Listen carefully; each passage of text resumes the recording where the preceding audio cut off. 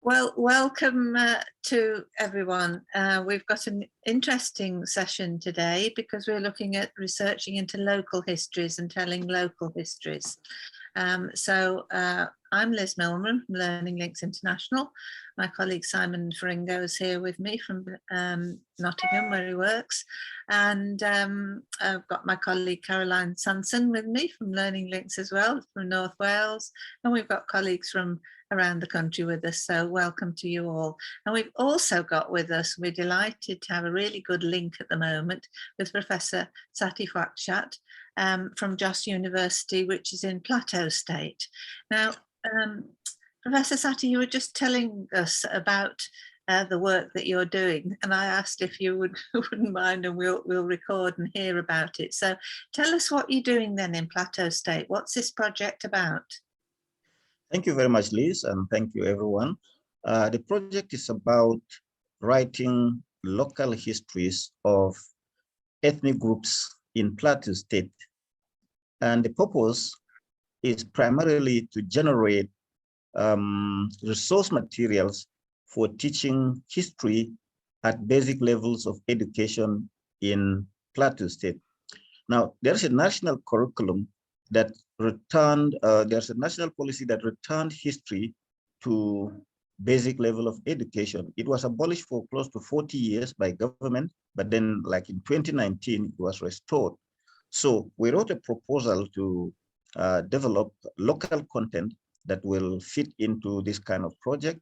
So Plateau State, where I'm working in, has close to 60 ethnic groups. My team members are 11, including myself, we're 12. So we shared out the field among ourselves based on what is convenient in terms of access to interviews and communities. So I took 6 ethnic groups: Mopun, which is my own; Mogavul, which is our neighbor; Miship, and another neighbor; Jipal, close neighbor; Chakfem, and then Mushere. So I took 6, and the other colleagues also took 6. All professors on the project are taking 6. Then all of us will come and converge on Jos and write the mega history of Jos, including people who came during tin mining, people who came during colonial period and thereafter. So my experience with the Mupun research, I'm starting at home so that I get to correct the errors that might arise from the kinds of questions I'm asking. And because I had written together with a colleague a history of the Mupun, and when we presented it, there were complaints that some clans and communities were omitted. So I'm also using this period to fill the gap. And so to do that successfully, I decided that we'll do village by village history and then clan by clan history. So everywhere I go, I ask, in this village, how many clans do you have? When they mention the clans, then I'll say, okay, can you gather all the elders in the various clans, including youth and perhaps also women? So let's sit together. I want to write your own history from your own perspective, not from my own perspective, not from the perspective of what I've read in books. And I want to document it so that when we put it up as a teaching material, you will own it because it will be taught to your own children. And the people are usually happy. So I've done 2 so far, and the experience has been quite revealing. I started with my own community, and that community has 3 clans, and each of the 3 clans claim to have various points of origin. And so I asked each of the 3 clans to narrate their history. My own group said they came from Borno, which I know is a contested field among historians, and then to somewhere around Bokos, and then they migrated down to where we are. Then another group said they came from Dai in Mogavul land, and then to join our own people. And then another group said they came from the Ngas area, which is called Tambes. So they formed the village that is called Mosan today. And each of the three clans has its own chief, even though at a point they formed something like a federation in which they accepted the overall suzerainty of one of them. But they had, each of them have their own chieftains or chiefs. And up till now, they have their own line of chiefs. Now, surprisingly, when I was asking the questions, some of the elders forgot some of the narratives. And then the younger people who had heard from their own parents were called upon to correct or to fill in the gaps left by the elders. So it's interesting how local communities know the histories of their origin. They know those who led them in the migration, and they know those who have led them up to this point. They know the colonial narrative of how colonialism came to the area. They know the narrative of how Islam came to the area.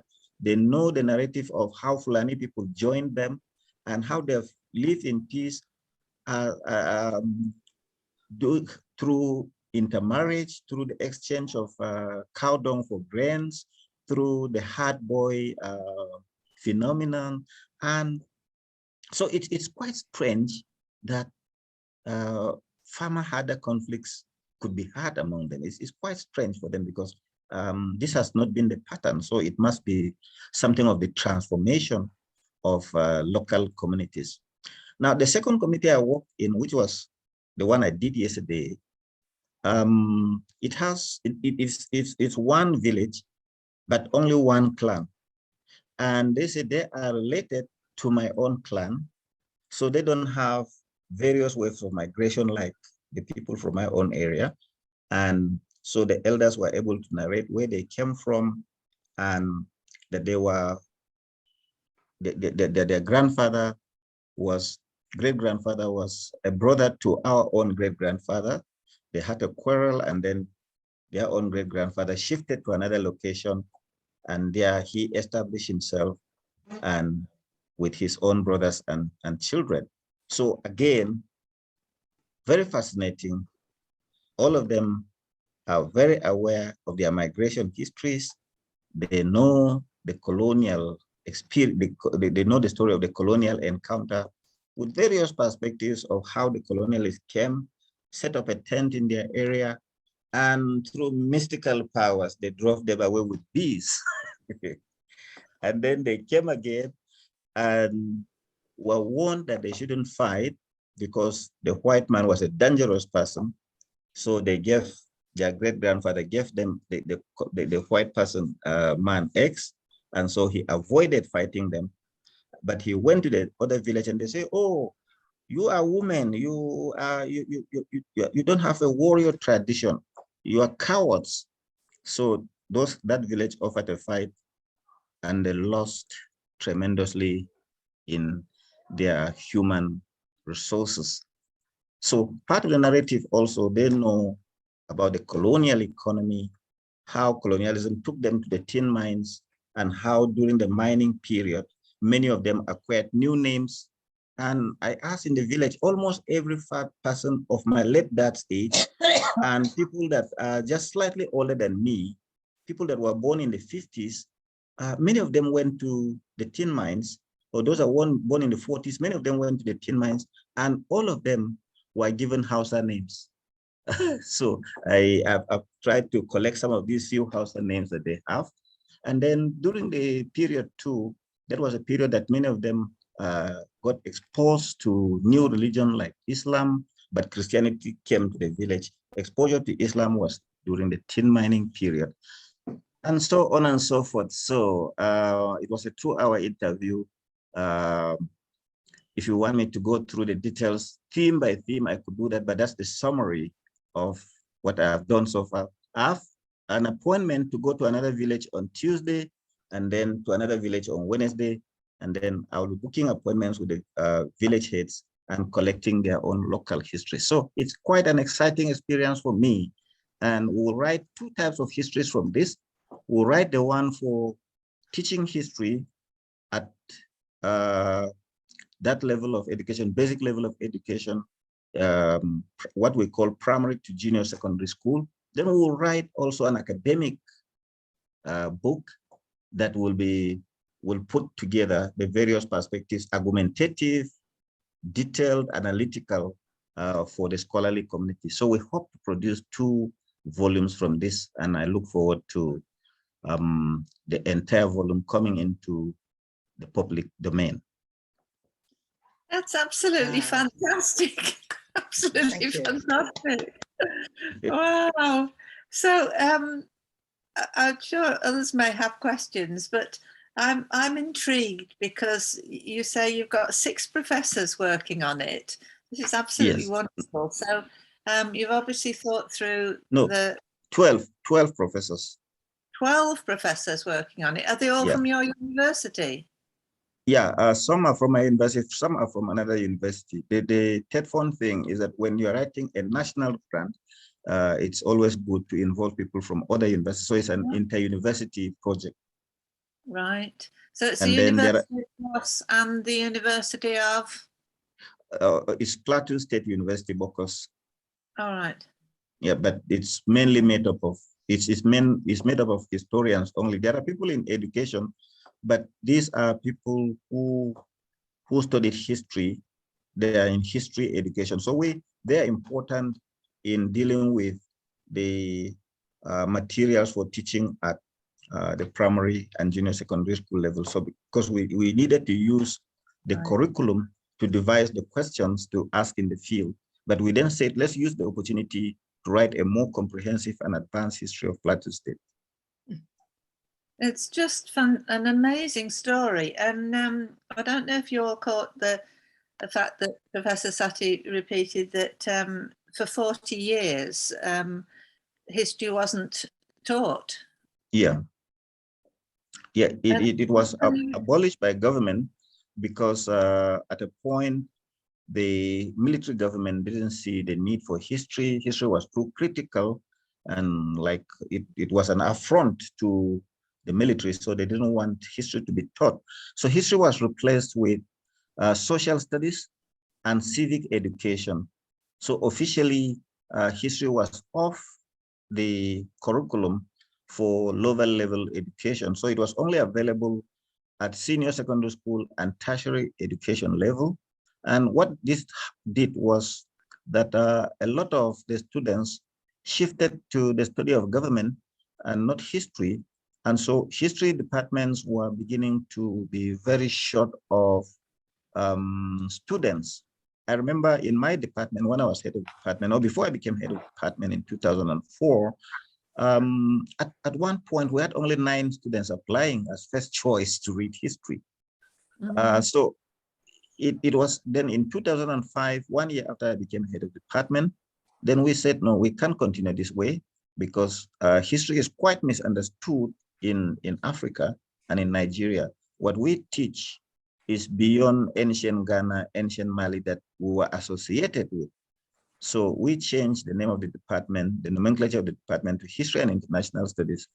And since then, we have been rejecting students, teaching the same syllabus, but with a different name. And last year, we had 647 applicants, first choice, to study history in the University of Jos. So we now reject candidates and choose just a few because we can't take 600 at a time. So the impact of that abolition of history was that history became very, very unpopular.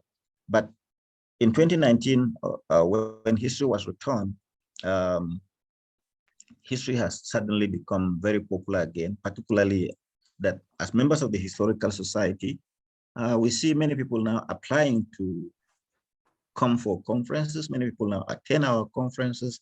And I was looking forward to a day I will connect you with one of the former presidents of the Historical Society to tell you the struggle for the restoration of history. But he is quite a very busy person. He works with the Nigeria Army Resource Center on sabbatical. So they're the intellectual arm of the Army formation. And each time I contact him, he said he's ready, but to grab him to come and make this presentation. Maybe I will have to pester him and see if he can give us a date. He will give you the history of the struggle for the return of history to basic education. I think that would be fascinating, because it's just amazing to think that history was taken off the curriculum. That's just amazing. Right. Okay, so have we got any other questions? I'm just sending somebody a link. Right, that's fine. Anybody else want to pick up on anything in particular? Well, I'm sure we'll look forward to hearing more about this. And one of the reasons I wanted to record what you're doing, Professor Sati, is that I know that Bernard Janke from the Jamaica Memory Bank, they're also doing research into local history. So it'll be quite interesting to compare the ways that you're approaching it. But I think your village by village and clan by clan idea is absolutely inspired. One of the things that we're talking about now through these Black History conversations over the last few weeks has been that we need to look at local areas, which is why I'm delighted that we've got Lucy and Sima with us, because they've both, with their communities, looked at their local Black history. Now, we're pretty good on local any other history, but we're particularly poor on local Black history, telling those stories in the UK. So what we're trying to do is to explore those stories. So that's just so relevant. That's wonderful. I'd like to hear all the detail, but we'll leave that. And I'm also interested in the tin mines, because one of the themes in terms of our Black history that we're looking at is commodities. And Marcia, for example, is looking at chocolate and the history of chocolate, and we can talk more about that. But that's just amazing. Thank you very much indeed. That was a really, really good summary. Right. I'm happy to be here after a long while. Well, it's wonderful, and I hope you can stay for a little while now. We're going I'll stay for another 15 minutes. Yes, okay. Lucy, if you'd like to just tell us a little bit about your story, and then Sima can tell us her story, and then we'll post the recording, Professor Sati, so that you can see the rest of them. So Lucy, down there in Devon then, this is just wonderful. Devonshire had a project called Devonshire Legacies of Slave Ownership, which is interesting. I'd like to go a bit further back. Professor Sati, I want to tell you how I am part of the history of teaching history in Nigeria. Because as a school leaver, I went to Mayflower School, Taishalarin School. And I taught history there, and I taught the history of 19th and 20th century West Africa and Africa in general to students older than myself. And the lines of learning were much stronger from those students to me than from me to those students. And it's because of that experience that I do this work now. I'm utterly convinced that that's what started me on this. So I'm really enjoying that connection, and the fact that I visited Jos Plateau when I lived in Nigeria. And so this is a fantastic connection. I'm enjoying it a lot. Thank you. Thank you too. But to talk more about what I've done is I wrote this booklet. Excuse the scribbled nature of it. It's called Local Black History: A Beginning in Devon. And I was commissioned by the Black Cultural Archives and Middlesex University to write that 18 years ago. It's online. If you Google my name and Local Black History: A Beginning in Devon, you can read it, except the middle pages are missing, which is a list of historical sources which didn't get put online. So that's what I did 18 years ago. And at the moment, I'm writing a follow-up book called Ways, which I think will be called Ways of Telling Those Stories. Because in the last 18 years, the most amazing amount of work has been done in this county about telling those stories. History books have been written, community history projects have happened. There are novels, including a wonderful short story by Bernardine Evaristo called Yoruba Man Walking, which is about a Yoruba man sailor in the mid-19th century coming to the West Country. There's an enormous amount of things that have happened, exhibitions and so on. So I remember going to a Black and Asian Studies Association meeting in Nottingham some years ago and thinking, and people were giving local papers, this was in the 90s, and I thought I was the only person doing that work, and there were loads of people doing that work. And it's just wonderful to hear that that same kind of work is happening in Nigeria. I think as he was talking about his work, it made me think, what a wonderful example of contested histories his work will throw up, because different branches of the different clans will have different interpretations, and it'll be much clearer than sometimes our histories. We have almost a sort of sacred attitude to history, as if what's written in the book is true. Well, we know that isn't true, but that gets revealed as we do this work. I think I just want to briefly tell you about the exhibition at Exeter Museum at the moment. The museum in Exeter is called the Royal Albert Memorial Museum, and they've done a major exhibition on the connection between Devon and slavery. So it's all a very local story. And the entire text of the exhibition is online, available online, and the research papers are available online. So shall I type those later into the chat box, Liz? I'd be very grateful, yes. Okay, and I'll do that. I think that's all I have to say, unless people have questions. Looking forward to hearing the next input. I'm very happy to answer anything.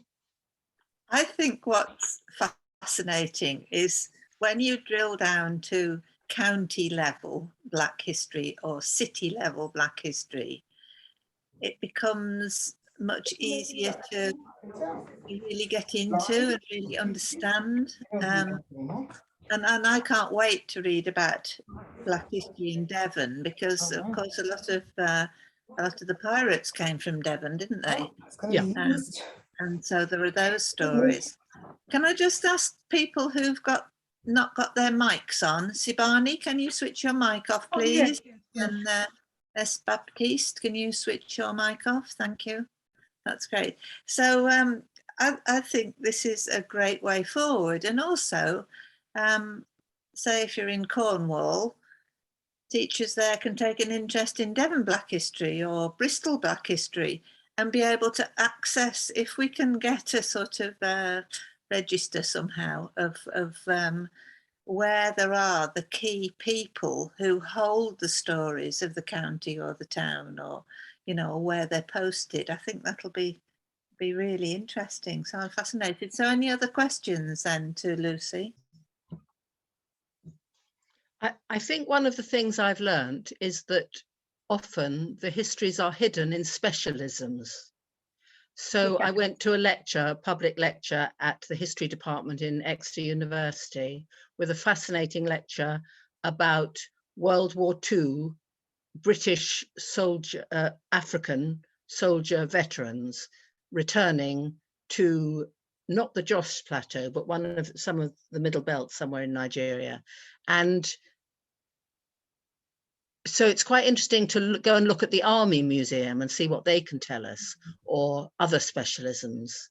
One of the ideas we've got, Lucy, is that we've identified all sorts of threads of Black history.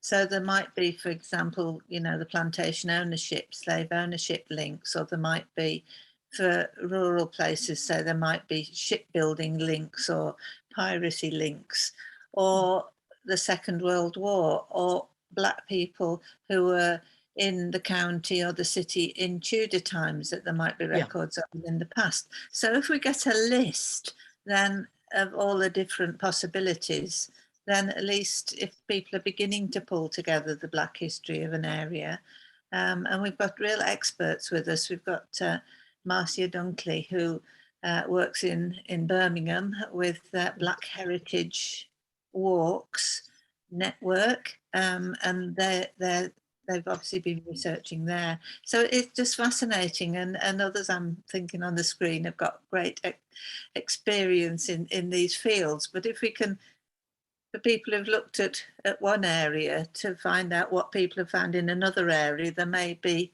ways that they can link. So that's great. There's a recent book by Richard Maguire from the East Anglian University, which is called Africans in East Anglia, 1467 to 1833.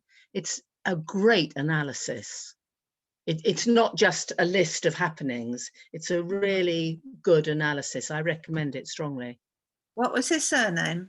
Maguire, Richard C. Maguire. I'll just see if I can see the book, show it to you. Okay, well, that's good, because we had Here we are. Oh, thanks very much indeed. All right, okay. In East Anglia. Right, okay, that's really brilliant. Thank you very much indeed. We had Miranda Hoffman with us a while back, and she wrote the book on Black Tudors as well. So Yes. There's certainly a whole lot of interest in that area. That's wonderful. Thanks ever so much indeed, Lucy. That's great. It's great to join you. Thank you. So I hope you can join us again, because as we move down this pathway, we'll very much appreciate the work you've done and your expertise, and also your links with Nigeria. That's great. I'll talk to you again about my links with Nigeria. Okay, so we have with us Mifikela Jean Samuel, who's going to share with us some of your work at about your 1 o'clock. Okay, so we're going to go through some of the other local history stories before that. Is that all right? Yeah, Okay. that's fine, yeah. Sima, it's lovely that you're with us. So Sima was working with the North Wales Race Regional Equality Network, MUREN, and you were commissioned to research the Black history of Flintshire. And the website you produced is just fascinating. So Sima, can you tell us about what you've been doing then? Yeah, of course. Thank you very much for inviting me again to come and join the group. I think I was meant to actually present this last year, but then for some reason I couldn't, unfortunately. But yeah, I actually, bit of background kind of information really. I grew up in North Wales from quite a young age. So it's an area that I love, and I've enjoyed living in, and I've moved away and come back again. And I was commissioned, as you said, by Nuren to do this project about Flintshire's links to slavery. And it was something that was completely new to me, that I hadn't really focused on before, because my background is more in anthropology and sociology. So this was something that I'm very passionate about, but I hadn't really done much research before. So I came in quite new to this. And it was fascinating. So I realized that actually there are many links to North Wales, and I was only able to focus on one small area, Flintshire, which, as some of you may know or may not know, it's on the border of England, close to Chester, Cheshire and Liverpool. So those are kind of ways in which you can kind of visualize that there are very close links, obviously with Liverpool being so close by. So if I could just share the website that I created, I can show you that. You thought that. Oh, that's lovely. Yeah. Okay. So this is the website I created. It's obviously not all singing or dancing. It's quite a basic website, because I was quite new to creating websites. So that was something new for me to learn. But I put together all the information that I could find about slavery and its links to Flintshire in particular. And this piece of work was actually also commissioned by Heritage Lottery Fund and CADU, who look after castles and areas of significance in Wales. So this was quite a good way in which to help educate local children and adults about the links between slavery and Flintshire. So I created a small timeline which kind of gives people a bit of context and background kind of information about slavery. and kind of work through time frames. And I also kind of wanted to concentrate also, because often when we think about slavery and indentured labor, we think of kind of African slavery and Indian or Commonwealth country indentured labor, but actually there are also the history of white indentured labor, and how people were actually brought from Britain, from England, Ireland, Scotland and Wales. And I read a fascinating book called White Cargo. I'm not sure if any of you have read it, and I found it to be, you know, a really fascinating book about specifically about white indentured labor and how people were taken off the streets and kidnapped essentially and put on ships and taken across to the Americas and forced to work on plantations over there.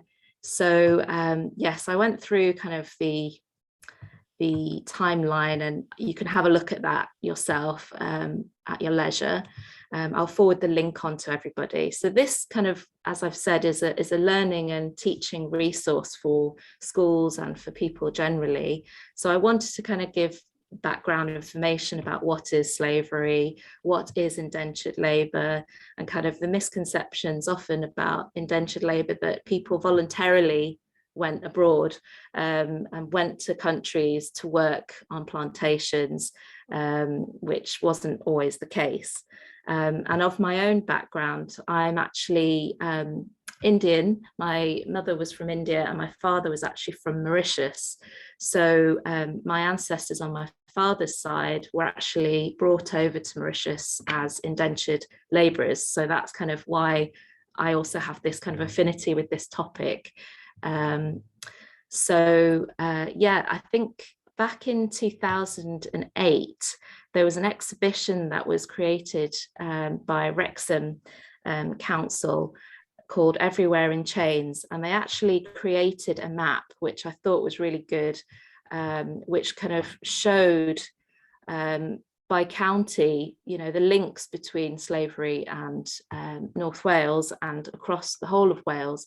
So I kind of used that also as a basis for my research to kind of look into different industries that were kind of tangible and some that were intangible.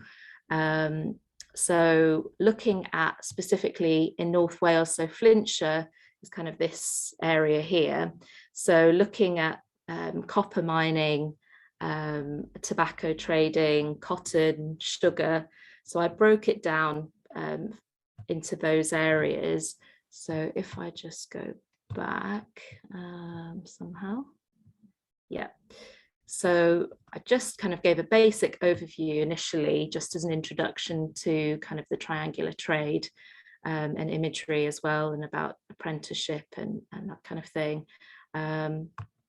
And then I talked about human cargo and the transportation of people and how they were brought across and the conditions that they had to face. And as we know, they were horrific conditions. So I kind of emphasized that and gave an image, as many of you I'm sure have seen this image of a ship, the Brooks, that took hundreds of slaves, and how they were transported like cattle essentially. So coming into actually the links specifically into Flintshire, I started off by talking about an area called Greenfield, which is in Flintshire on the seafront there. So there's Greenfield Dock, which was used at the moment. It's a very sleepy kind of area, town, village that you wouldn't really associate with kind of international trade. But as you can see, there's a video here that I've posted. You can have a look at that later. And it looks, you know, somewhere that's idyllic, you know, very rural, that has nothing to do with international trade. But actually, the docks themselves were hugely important for transporting goods that were made in Greenfield Valley, which is just up the road from there. And then I put together kind of a map of places of significance, and I labeled all of those. So again, you can have a look at those, and I'll go into those a little bit further in the rest of this in this talk. So I explain the basic kind of tenets of what the areas of industry were that were linked to slavery, and I've broken them down here into various sections. So I concentrated on the slave owners and the estates, because often when we look at history, we look at estates as somewhere that is where the middle classes and the upper classes lived, and they had masses of money, and they had these huge places that they built that were very grand and very luxurious, but we often don't talk about where exactly that money came from, and what the significance of the money that came in, how it developed the areas that we all live in. So I put together the prominent families that I thought were linked to slavery. So in Flintshire, the Pennant family, who own Penrhyn Castle, who I think quite a lot of you know of, they actually originated from Flintshire, and they were more from a religious background, and their ancestors were involved in the church, as many people were, in the clergy, but they also got involved later on with fighting for Oliver Cromwell's army, and went over to Jamaica and fought against the Spanish in order to take over the land that they had, and also to take over the plantations that they had for sugar. So the Pennant family went over in the 17th century, and they actually established themselves over there and became some of the wealthiest people in Jamaica, and owned over 500 or more slaves. And they benefited massively from that, and brought back the money that they made from the sugar plantations in order to invest in the Penrhyn estate, which in itself also created the slating industry, which they mined masses of slate and used local labour. So I kind of go into the history of their family and talk about how at the end of it, their descendants were beneficiaries of the compensation that was given after slavery was abolished. I also then talked about John Gladstone and his links.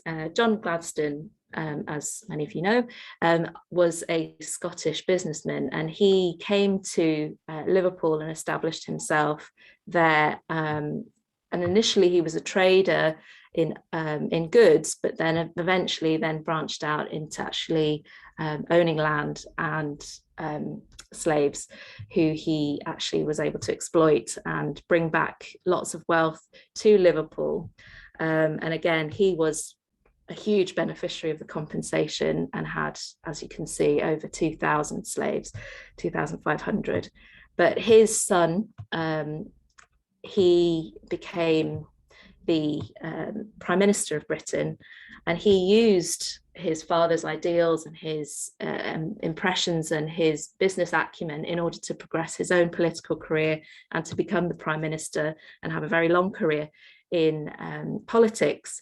But his due to his marriage to the daughter of the Glyn family, Catherine Glyn, he was able to live in Flintshire in a castle in Hawarden Castle, which still exists today, and the descendants live there.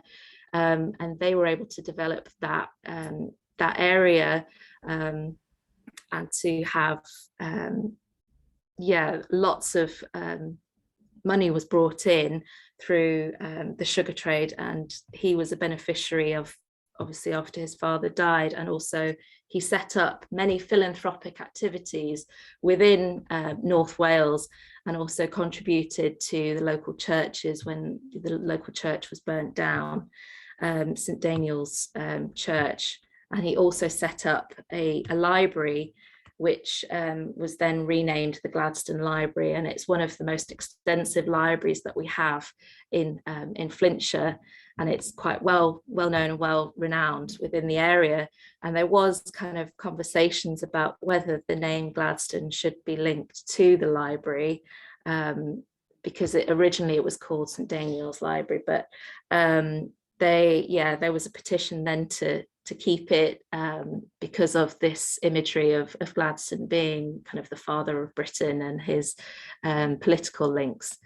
But then I wanted to show not just the fact that there were, you know, very wealthy people that had obviously reaped the rewards, reaped the rewards of pillaging people, but there were others who were local people, which I was fascinated in looking at, who also had owned slaves and had plantations in the Dominican Republic, Dominica, and in Jamaica, Barbados, and they were seemingly ordinary people, rectors even, and reverends, and women who owned slaves. And I think often we forget that actually women also were beneficiaries, and they were the ones who were able to get compensation when slavery was abolished. And due to the research that I was able to do on the University College of London's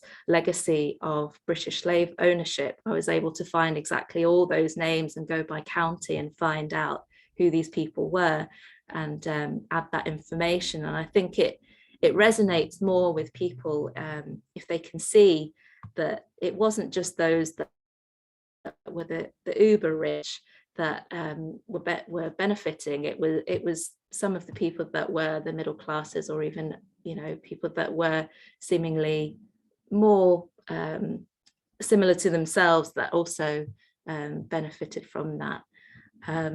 And again, there's a lot of information, and you know, I could talk for a very long time about it, but I'll move on. So I looked at other areas, so the industries in particular in Flintshire that existed. So copper and brass were very kind of important because they were found and mined in North Wales. So this image here, Paris Mountain, can be found in Anglesey, and it's where copper was mined out of the ore was mined out of the ground. And if you go to that site now, it's almost like an out of like this world place. It's like Mars, being on Mars. The colors are beautiful because you can still see the remnants of the ores that are coming through, and it's fascinating to see that how much was taken from the ground and transported by sea over to Greenfield, the valley there, and it was smelted and created into objects. So there were various industrialists who came from England and who came across because they saw that the products that could be made were available in North Wales. So they were setting up companies and using the water power, extensive water power, to turn giant kind of wheels in order to produce the smelting of the products, and to create things such as copper manillas, copper ingots, brass plates and pans, and copper sheeting. So I go into kind of the details of that a bit more, and I talk about Thomas Williams, who was the Copper King. He was known as the Copper King. He was one of the wealthiest men in Britain, and we here in North Wales don't know very much about him, but he was a huge influence on the Industrial Revolution and the creation of that. And he actually came from North Wales and came from Anglesey, and saw and seized an opportunity to use the metals and the copper in order to create things such as the copper sheeting that was used to sheathe the bottom of the ships that transported not just the slaves, but also the products that were being created, and also on warships. So naval ships were all clad at the bottom with this copper sheeting. And the reason that they had this copper sheeting was to stop a tropical worm, a teredo worm, from boring into the bottom of the ships, because they were created from wood, but as they were traveling through tropical oceans, they were often degrading very quickly because of the teredo worm. But they soon found that with the copper sheeting, the ships could last much longer and were able to go much further, and were used in battles in order to for Britain to create the empire that it had later on. So Thomas Williams was a huge kind of character who was very influential in the and member of Parliament, and he had links to the estates that we have in North Wales, so National Trust estates, the Plas Newydd, and also Kimmel Hall, which is known as the Versailles of Wales, and it's a huge palatial estate that recently was sold due to the fact that it was left to go into rack and ruin. But the money that was brought over brought huge wealth to people, and often the National Trust, as we know, don't really talk about the history of the properties that they are that they have people going around every day. These hidden histories are just now beginning to come to the surface, but there's kind of another history, that the layer that hasn't gone down to at the moment, and I'm hoping that, you know, I can maybe go into that later on in my research. I'm sorry, I hope I'm not, you know, boring anybody. It's quite a long talk I'm going through each of the pages. I hope that's okay.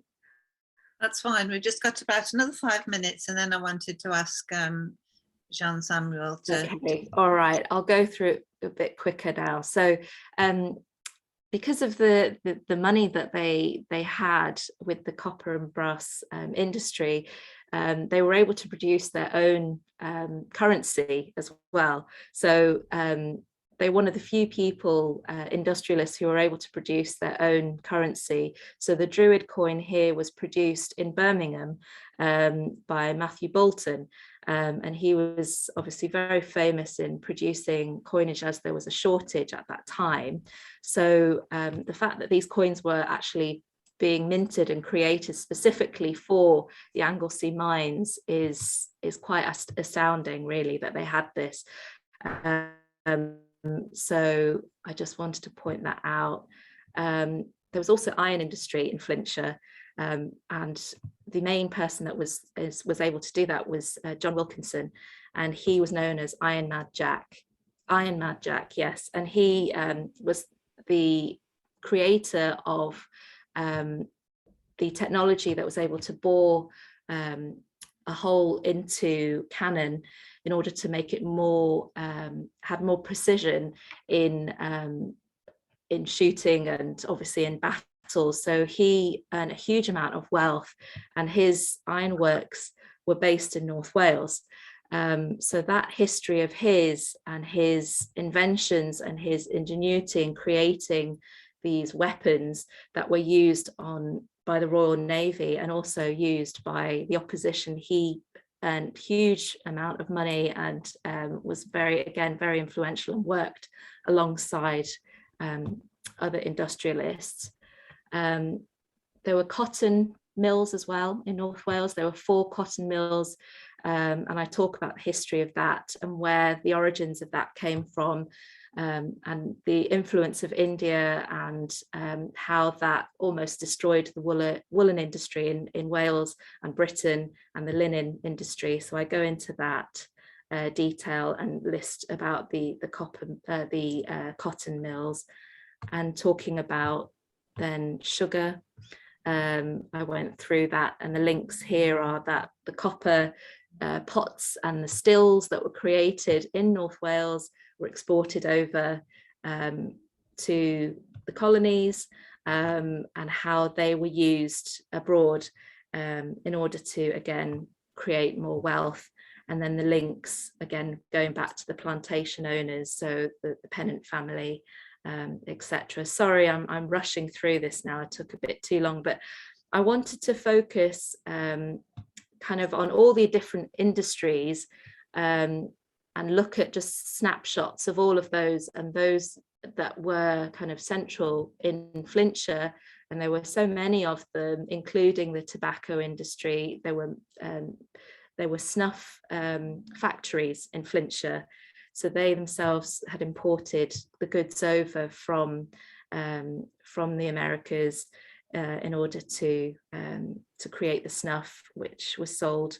And I linked also Buckley pottery, which was famous because artifacts were found in Virginia, and they were from Flintshire. So there were kind of intangible links there to Flintshire and the slave trade, as they were used by those who were on the estates and on the ships as well.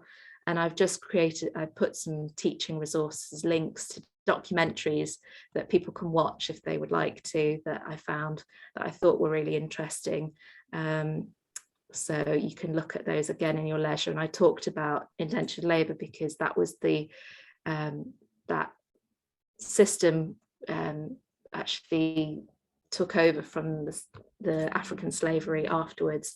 And there are, again, more links to Flintshire, but I'll stop here. I'll stop sharing. I hope that was, I'm sorry, that was a kind of a whistle-stop tour of everything and a lot of information, and it was, you know, a bit overload, but I hope it's just given you a snippet of kind of the information that I pulled together from my research. Thank you. Wow, that was just amazing. So the website is, I can't remember what the website is now. So it's Flintshire and the slavetrade.org. I'll post the link, and you can have a look at your own leisure. Yes. I mean, the detail you go into, and what Caroline and I we've both spent a lot of time researching the histories in Gwynedd and Bangor of Penrhyn Castle and the Pennant family. So it's really interesting to see another dimension, another direction coming in on that, and helping us understand the story of the Pennant family over there. Absolutely amazing. Now we have, Sima, thank you so much for that. That's absolutely remarkable. I could talk to you forever about it and reminisce about going up Paris Mountain with Caroline. It was, we've done that, haven't we? So amazing, but really good that you focus as well on commodities, because I think commodities are really important for us to look at and study.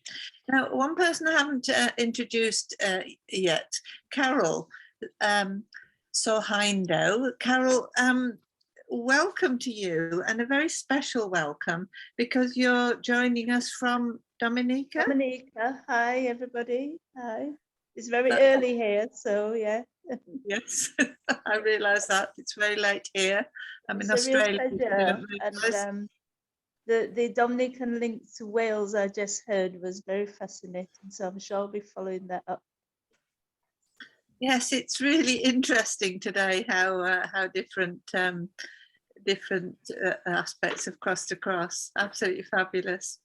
But before we hear about your artwork, Carol, and your interest in what we're doing, and welcome, we've got Catherine Margam join us. Lovely, Catherine. Mute yourself, will you? And then we can, we won't get any noise interference. So welcome, Catherine. Okay, it's good to see you. Just mute yourself. Right, and now we're going to welcome Fikela Jean-Samuel. It's wonderful to see you.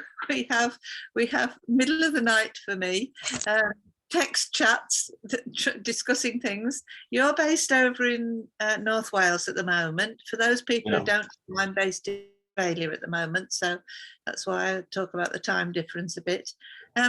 Jean-Samuel, will you? I've got the PowerPoint, so I'm going to share the screen. Okay. You can see, ooh, I better get the PowerPoint back at the beginning first. Sorry, let me just scroll it to the beginning and oops, here we go again. Share screen. Okay, so it's fabulous to have you with us again, and thank you so much. When we first started these conversations way back in 2020, wasn't it? And in Black History Month, and Samuel, you joined us for the whole month and shared your paintings and told us about the work you were doing in Africa. So it's really great that you're with us today. So when you want me to show the photographs of the pictures that you sent me, that's fine. But introduce yourself and tell us about what you've been doing. Thank you very much, Liz. I'm very happy to be here. To come to join you people today. I've been very busy and occupied in many other things that I sometimes don't have time for this great event. Not that it's not wonderful for me, but just that I cannot do everything at the same time. And I would like to start by thanking Sima. Thank you for your elaborate explanation of what you just explained. I was really enriched and I'm moved by it. And also, Carol, welcome. It's wonderful to see and know that I'm connected with people from different countries, from different far corners of the earth. One in Australia is getting to the evening, one somewhere else is in the morning, and here in Wales at the middle of the day. It's so wonderful what communication technology can do. Like Lee said, I am actually a contemporary painter from Africa, and at the moment, I live in North Wales in the UK, in a place called Bangor, Gwynedd. My journey as an artist has been very interesting and sometimes surprising even to me as well. Often I do a lot of work in Africa where I meet artists back home because I'm African anyway. I just share my presence around the world, but I'm African in blood and bone. I often go back home to inspire the other artists back home and young people in particular to take responsibility for who they want to be. The journey as an artist is not very easy, even in the developed world, not to talk about Africa. But for some reason, I succeeded. I consider myself a fairly successful artist, not in the money or material part of it, but I feel very fulfilled. And I'm happy as a painter in this part of the world. And I have succeeded to really tell my story, the African story, the authentic one, in visual form, in Bangor, in Wales, and also around the world. I'll share some of my pictures and projects that I engaged in recently, or especially during the period of lockdown. I managed to go to certain places, but I couldn't go to others, but I've really been busy. Liz, can you show us the first 4 pictures? So I can, that was my experience in the Congo. Here, I think 4 months ago, I was in the Congo, in West Africa. I met a few artists and I actually learned a lot from them. And they learned a lot from me as well, because we share a common denominator as African painters with the same initial frustrations. It was nice to tell them what made me to eventually have the escape velocity that allowed me to be where I am today and to do what I am doing today. It was quite a good meeting and collaboration because they really saw me as a brother and saw something that we can share and learn together to get further.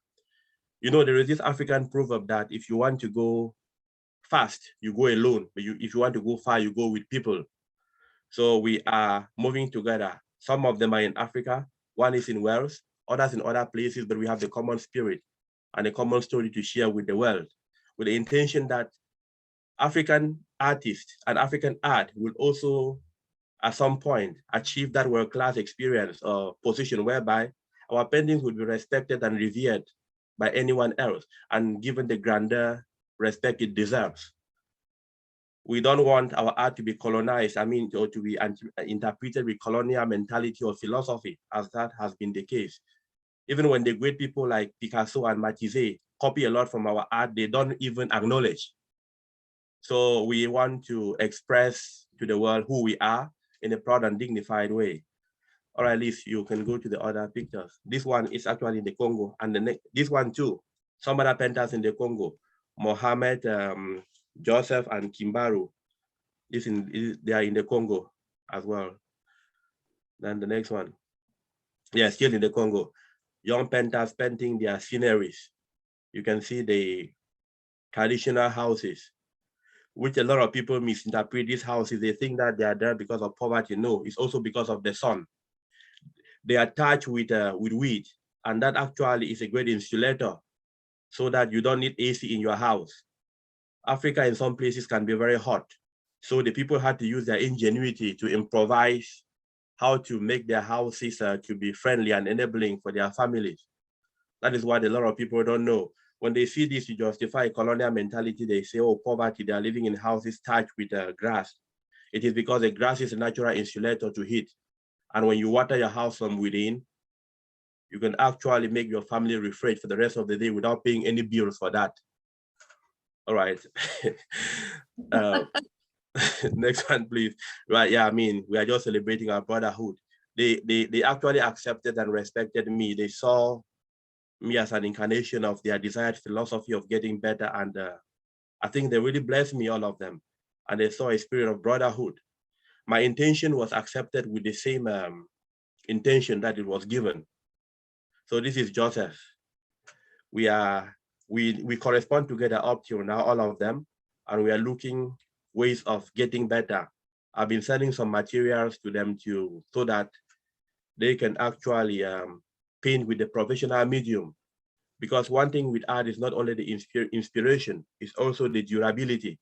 So that whatever you do, thousands of years after now, may still be there for the world to know what the world was many years ago. So there is something that a lot of people don't understand, the importance of an artist in the society. We have that ability to distort form and also change some ideas without reducing meaning. An artist is a creator who can bring new reality into existence. And we can hold time stagnant, we can stagnate time so that next generations would see exactly how and why people did the things they did today and how they actually did those things. I happen to be one of those artists that is very confident and very proud and knows my role in the civilization of men. I may not be very scientific or objective, but I know that an artist, than many other professions, has that role and that power to give to the next generation a puzzle, a worry, or an opportunity for extensive imagination without limits. An artist doesn't have a limit to what they can think and what they should think, or their imagination. And I've learned that imagination can take a human being anywhere. Logic is wonderful, but it can only take you from A to B. 2 + 2 is 4. But an artist can just redefine meaning in every aspect and essence of it. So here we are celebrating brotherhood. Yeah. Well, again, still the same feeling, yeah? The next one, Liz, please, yeah. I've been recently, I have a lot of respect for women, especially the African woman, especially because of my mother. She's the greatest hero that I found in the world because I know the day she was awake in the night, away from home, struggling to make sure that I have dinner and breakfast, even when she was starve for me. So people know their own heroes. My hero is my mother. My father died when I was so young, but my mother made me to feel that I was a king. She gave me astonishing faith and hope, which still drives me today. Who I am today that the world now respects and thinks they need was initiated by what that woman did to me. So I never clown with the female gender because I know that they have a lot to do, especially to their own children. You know, the connection between mother and child can never be separated. And in most cases, there is nobody as real as mom. So these days, I've been trying to paint the female form in respect of my mother, doing certain things that I saw she had to do, especially to make us, her children, to get better or to succeed in life. I try to abstract them or to make them somehow abstract figurative or some form of modern art forms, well, just also to increase the artistic curiosity. Yeah. That's a beautiful one, isn't it? It's really beautiful. Well, they're all gorgeous. I really, really appreciate your work. Thank you. Then also, You know, as an artist, you don't only stay traditional. Sometimes your experiences should carve or reshape you. I used to be stuck with my African roots, which is good. I'll always be an African. And time after time, my African impulse will always come over. But now that I'm living in North Wales, and I'm living now, not yesterday, I want also to be the artist of my time and the artist of my place, which means that I would like to share in the contemporary problems into current universal issues. And one of them today is climate change, which I think that every reasonable mind should see how they can contribute something, no matter how small, to reverse this downward motion of the health of our climate and planet. So I've been doing a series of paintings about climate change. This is just one of them. Some of them I've reserved to further notice, but this is one of them. And here you can see actually nature is lamenting. Nature is lamenting and worried. What is happening? All the trees are cut down. I mean, our land is burning. So it's like a question, where are we going to? How should we reverse this? Of what consequence is man's action? Why is it that the greedy don't remember that the needy would come tomorrow? Well, it's just questioning our actions and activities. And nature is actually worried because man has decided, instead of becoming the custodian of the planet, but the real problem in the planet. Most of them don't want to hear this, but they know that we have not done what is necessary. From Australia to the polar regions, things are changing. Where we didn't have flood yesterday, we have it today. Where we didn't have fires today, we have it today. The polar bears are worried. The same as other animals are worried because of the action of man. So man should rather reconsider their action and activities and become less a destructive species.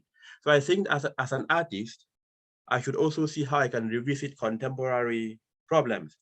I'm also doing a few paintings too about artificial intelligence, AI, because whether we like it or not, we are being overtaken by artificial intelligence. Many things are automated. Artifacts is automated. When you go and search online, before you know, the next time there are advertisements about that on your phone. What's happening? It's because the machines know that that is what you want to see.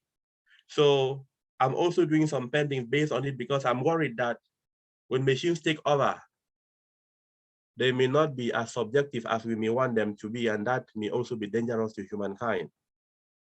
So that is where I am today. Sorry, I was jumping ahead a little bit. Yeah, it's okay.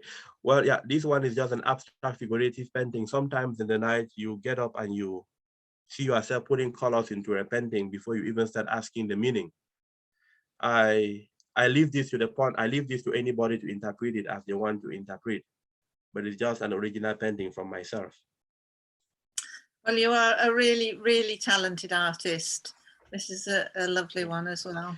Yeah, these are the Maasai's. I spent some time in East Africa, in Kenya, Uganda, and Tanzania. And I remember in Kenya and Tanzania, I was very close to these Maasai's, very tall people, and always in the sun.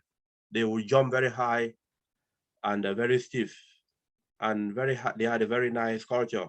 So sometimes I represent all these cultures that I've mingled with, that I came in contact with. So I thought the other days I should try to paint the Maasai's, even though I made them a bit tall than how they are. Good, yeah.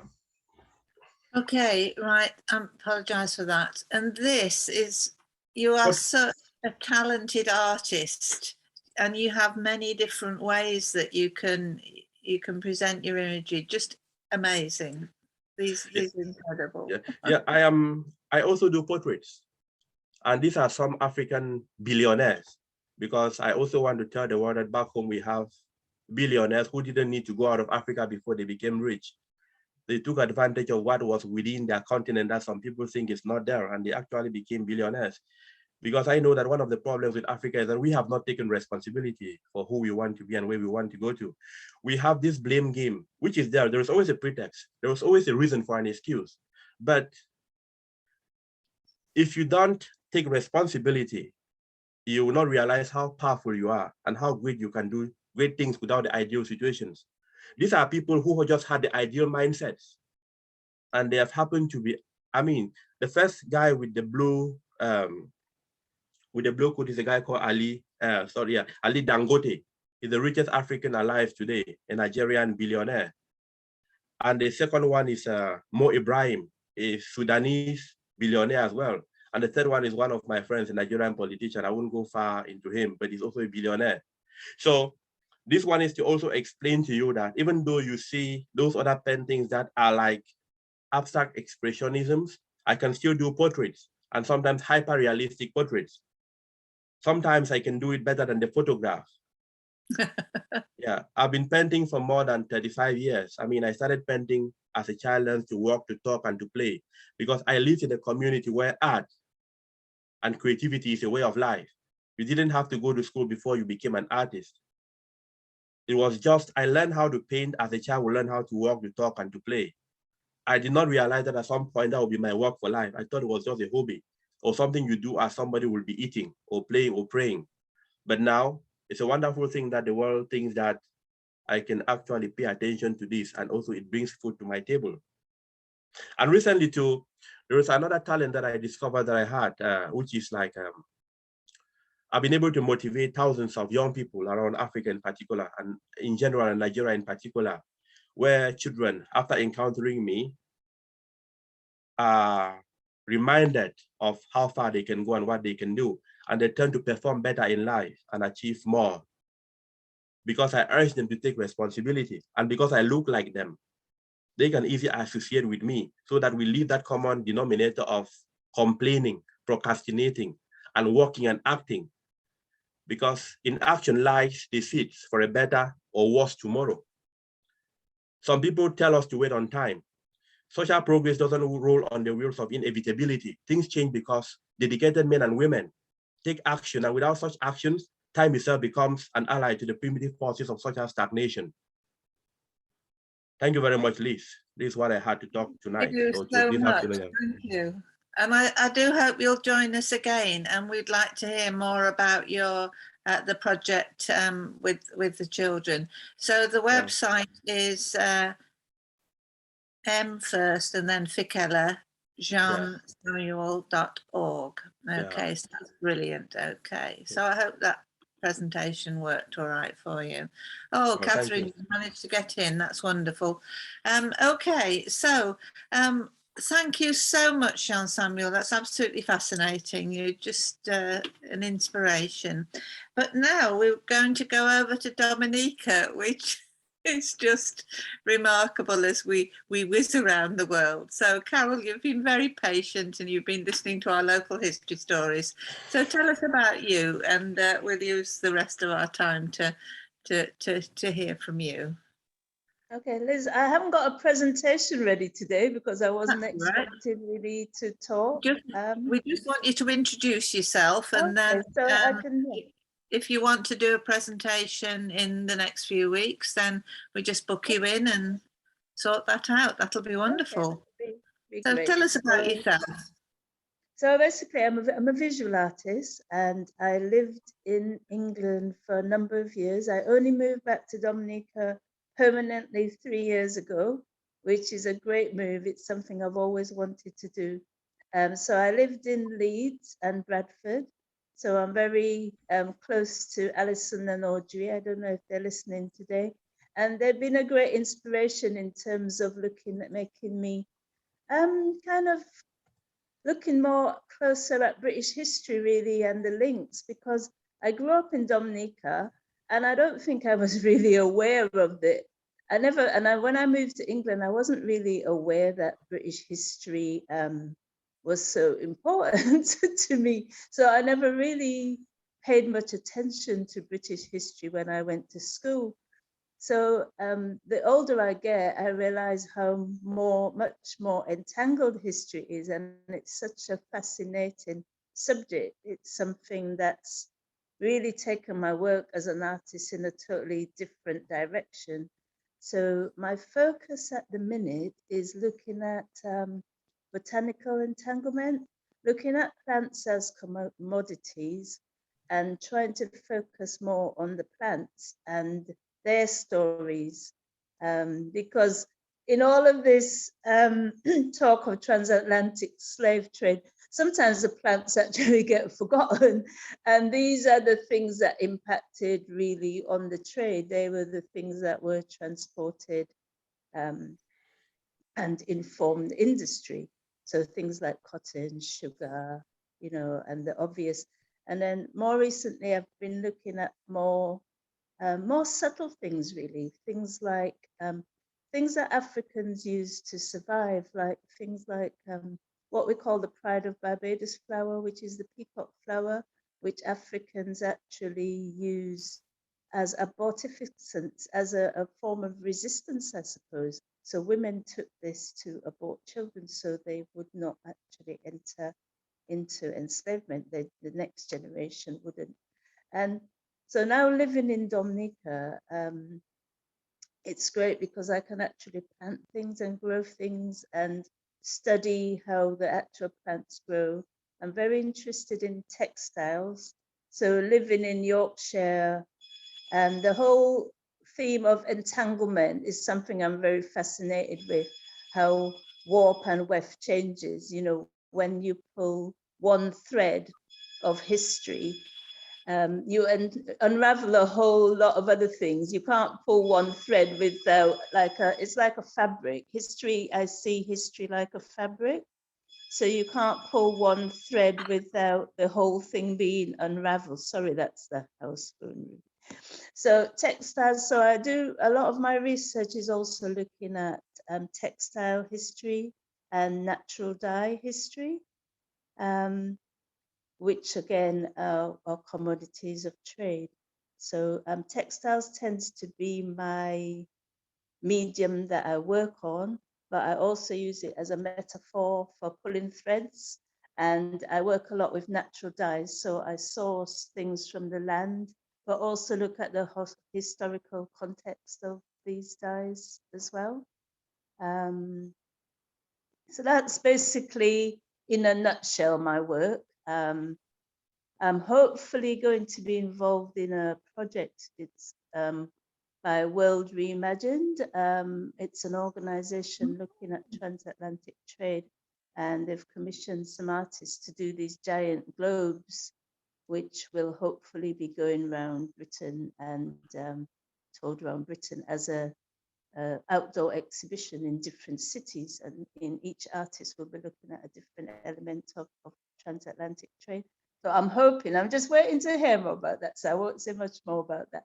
I'm really hoping that that will come off, and yeah, I can contribute. Well, thank you, and that will be sorry, that will be absolutely fantastic, because Marcia Dunkley has been telling us about the World Reimagined project, and it certainly is a very interesting one, and we're sort of trying to keep up to date with what's going on and around and about the place. So so that's really wonderful. So we'll hold you to that then, please, Carol. And we're the whole thing about commodities, and I think plants is really important. I mean, you know, tobacco is a plant, sugar's a plant, so is indigo and many other plants. And we did a project, Caroline Sansom, who's here today, and I did a project, we called it From Sheep to Sugar, and it was a project about Welsh wool, which went the other way, and unusually that was that was a commodity from North Wales, along with all those other commodities that Sima talked about. So there's been lots of weaving going across the screen. And the more you look at history, you more realize you can't separate one subject from another, and that's the fascination, isn't it?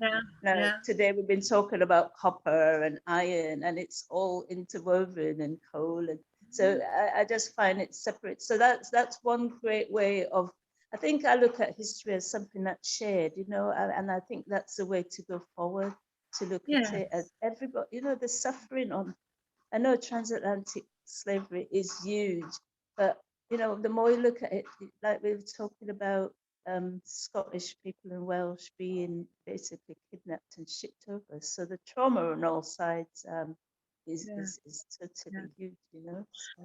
Well, we need to understand, don't we? And you know, it's absolutely brilliant. Thank you so much. So please let me know when you want to, you know, pull together a presentation, and we'll make a special issue of that.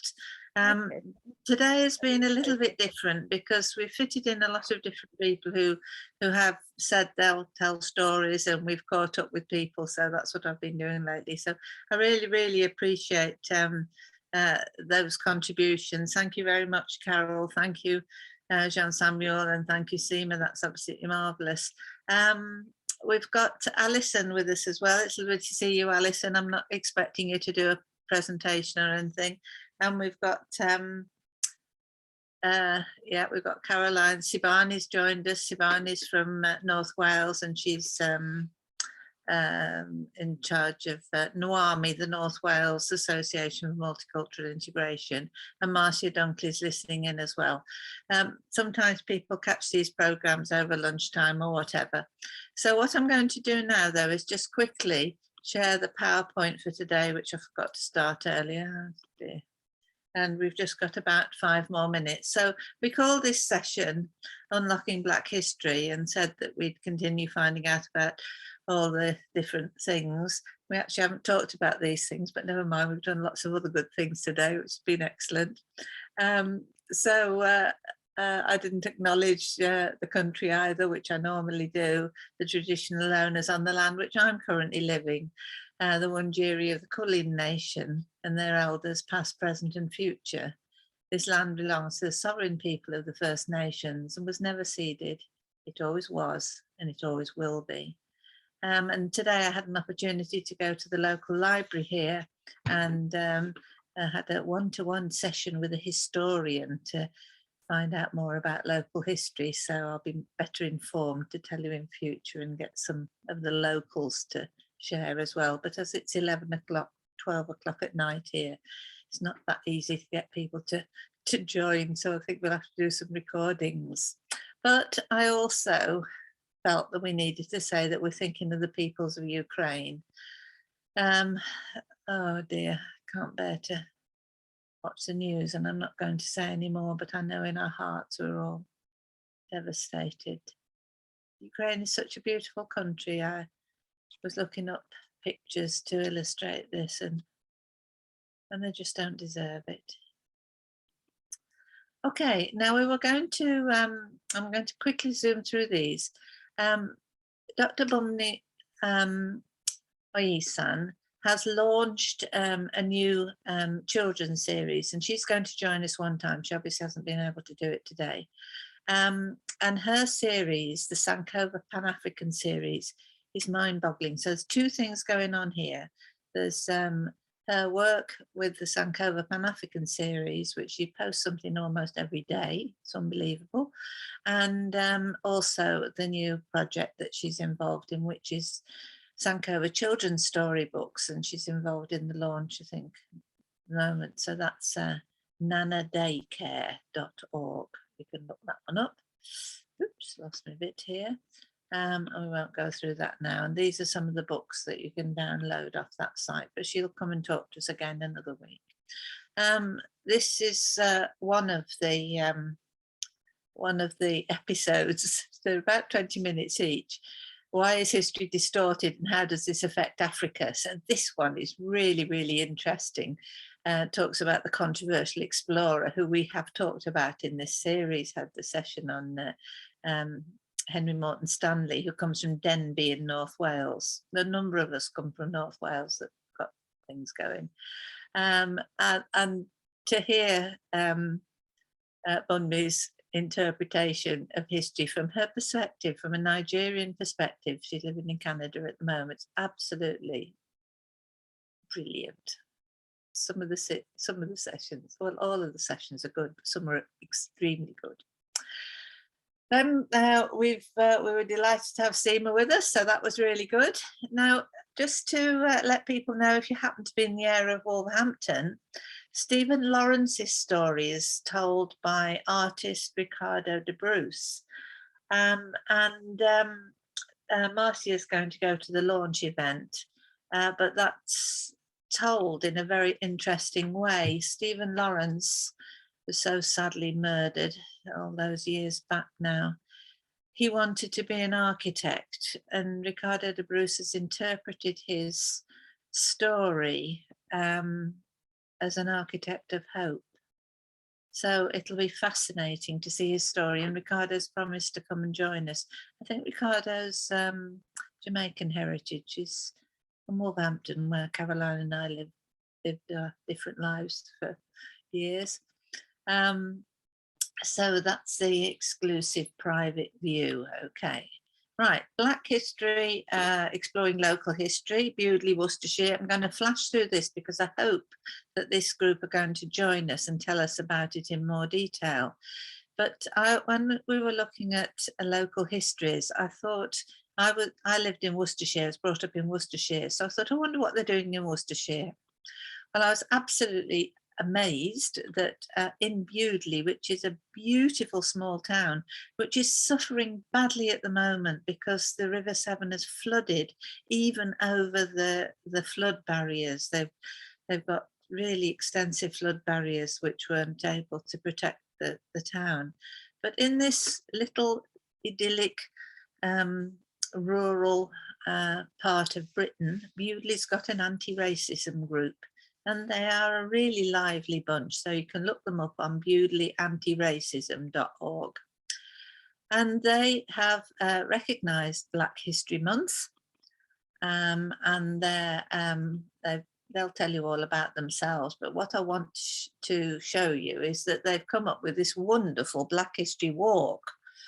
And so Marcia with Black Heritage Walks Network is looking at where people have made a Black History Walk, because this is a really good way of identifying and sharing local Black history stories. So, you know, in the context of today's session, I thought it was important that we recognise this. So there's the River Severn on a good day with the swan swimming down it. They'll all have been down the river now. So that's absolutely fantastic. While I was doing that, I think I told you last week, I inadvertently looked up the Worcester Black History Project, only to discover that it was in Massachusetts. So we're now in contact with Worcester, Massachusetts, and looking at what they're doing with their Black history, and I do hope we'll be able to do something. But Worcestershire Archives also celebrates Black History Month, so it's a reasonable link there. That's their archive link. And then celebrating outstanding Black history campaigners and activists. We've shouted up Professor Sir Jeff Palmer and his wonderful work on different occasions. And I think we ought to really recognise Henry Louis Gates Jr. is just brilliant. Anything that Henry Louis Gates Jr. does is well-reasoned and so thoughtful. So he's been doing a series on finding your roots, and I don't know in the rest of the world, but you can see clips of this on the internet from over here. So absolutely fantastic. And he's explaining in this introductory piece, he's explaining that the changes of technologies now and access to resources is really enabling people to go back a whole long way, Black people in the United States, to find their history and their family history is just absolutely amazing. And this was an article that he'd written with references. He hasn't written it, I'm sorry, there are references to it. But that introduced me to a fantastic article, which is called The Atlantic Slave Trade in 2 Minutes. So I shall only take 1 minute to go through this with you because I know we need to wrap this up. But this is the Atlantic Slave Trade History animated presentation. When you look at this presentation, then the date changes. So if this was live now, it would say 1751, 1752. And these little dots in the middle of the Atlantic move. These little dots are ships carrying enslaved people from Africa to the Americas. But if you click on a dot, any dot, then it tells you which ship that was and gives you information about it. Absolutely incredible. And it takes 2 minutes, and it goes through hundreds of years of shipping enslaved African people across the Atlantic. It's really very, very moving. I first saw it at the International Slavery Museum in Liverpool, but that, when you see it there on the display, it doesn't have the facility of being able to pick off all the ships. Then you can go into each ship, and there's so much information about it. This is all on the website for every ship that went across. So we're going to ask a colleague from Lancaster University who's involved in this, and Henry Gates Jr. Introduces the project. That's why I've linked it with him. Yeah, just so much information. So much information.